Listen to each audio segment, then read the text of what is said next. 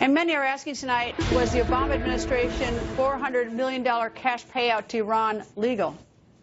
If you like your hostage, you keep your hostage. It's the slug line of the single-payer ransom program. $400 million in cash, euros and Swiss francs, on an unmarked cargo plane. The reason it was concealed is because it's illegal. That's why.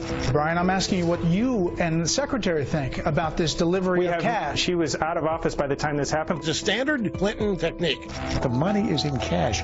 Why in cash? Because that way you can't trace it. It's going to go straight to Hezbollah. Justice Department officials objected to sending a plane loaded with cash to Tehran. Their objections were overruled by the State Department. The Justice Department raised objections. Of course the Justice Department objected. It was illegal. 30 years ago, this would have been something that would have launched congressional hearings. We would have had convictions. We would have had indictments. The regime laundered $400 million. If a private company had done this, this is called money laundering. The CEO would be in jail right now. Illinois Congressman Peter Roskam goes on the record. Good evening, sir. Greta, good to be with you. Thanks. Is this transaction, this $400,000 cash transaction, which incidentally people knew about in January, but it's getting more publicity now, is this illegal, number one? And if it is, what are you going to do about it? Look, I think it is illegal. It's $400 million, and the administration is trying to just whitewash this, saying, oh, everybody knew about it. No, nobody knew about it. And this is now clearly contemporaneous. That is cash for hostages. And what it is an illustration of is just this desperate desire on the Obama administration to come up with some foreign policy legacy around the Iran deal. And there's nothing, and I'll repeat this, there is nothing that the Iranians can do that the Obama administration would walk away from. And now they're defending this. They've been complicit in transferring cash for hostages. Period, paragraph, end of letter. I think that it's fair to say that, I went back and did some research that it was in the there were reports about it last January, but I think, the media, I think, fell down on this one. And it's great happiness to see Americans come home. They didn't pay that much attention. I think what's new now is the fact that it does look like a ransom. I mean, even the administration is saying that the Iranians wanted something of substance or something. So obviously it was a ransom. But is there anything you can do about that? It violates American policy. Well, but what can you do?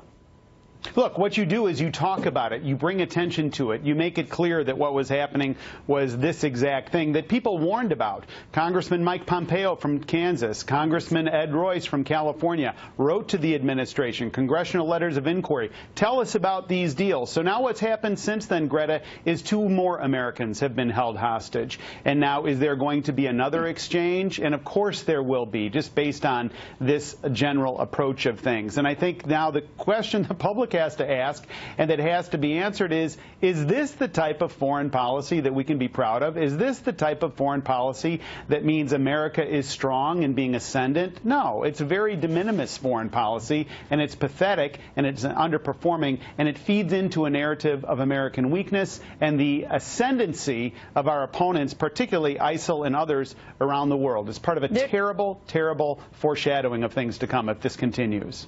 There are 2 other issues. One is that it was in cash, and the other that it was not in American dollars. Now, President Obama says it wasn't in American dollars because we had no relationship. But why was this in cash? Look, it's in cash so that they could hustle it. It's in cash so that it would be unmarked. It's in cash so that it is untraceable.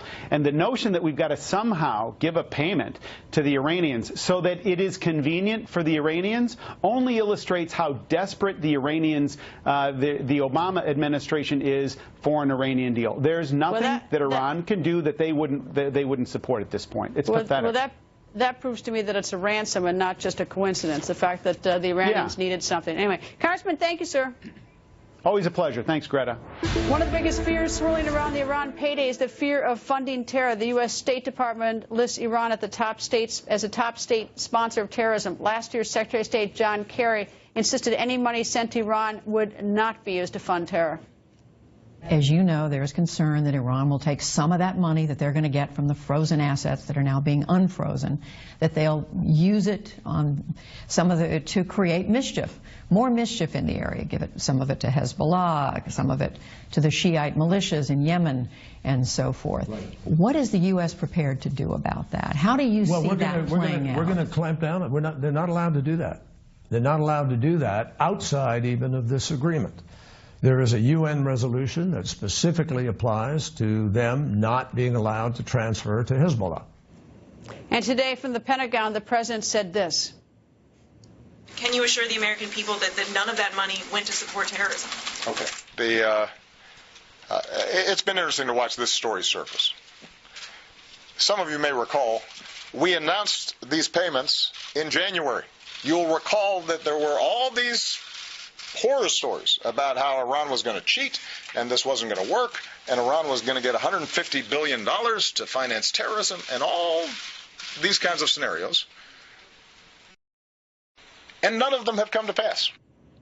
Former U.S. Ambassador to the United Nations, Ambassador John Bolton, goes on the record. The president quite arrogant and confident of himself tonight on this money. Well, he simply doesn't know what he's talking about. I mean, the notion that we had any control over what Iran is going to do with the unfrozen assets or the payment in exchange for the hostages is flatly wrong. But even worse, the question is irrelevant. All dollars are equally green.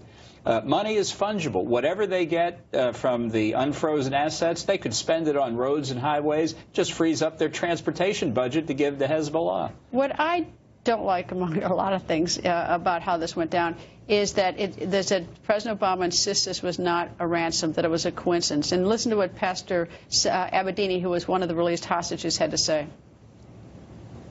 They told us we were going to be there for 20 minutes, but it took like hours and hours. We slept at the airport, and when I asked them why you don't let us go, because the plane was there, pilot was there, everyone was ready that we leave the country, they said we are waiting for another plane, and until that plane doesn't come, we never let you go. So he says, they said we are waiting for another plane. That's the cash.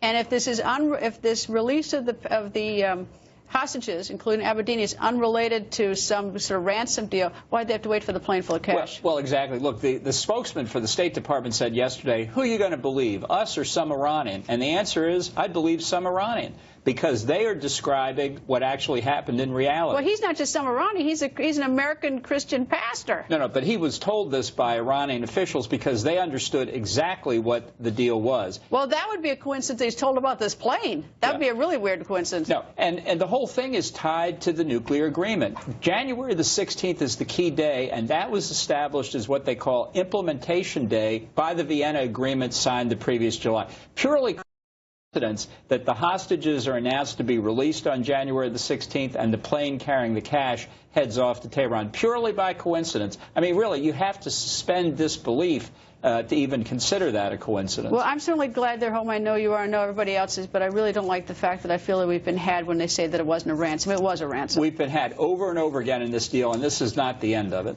Ambassador, don't go away.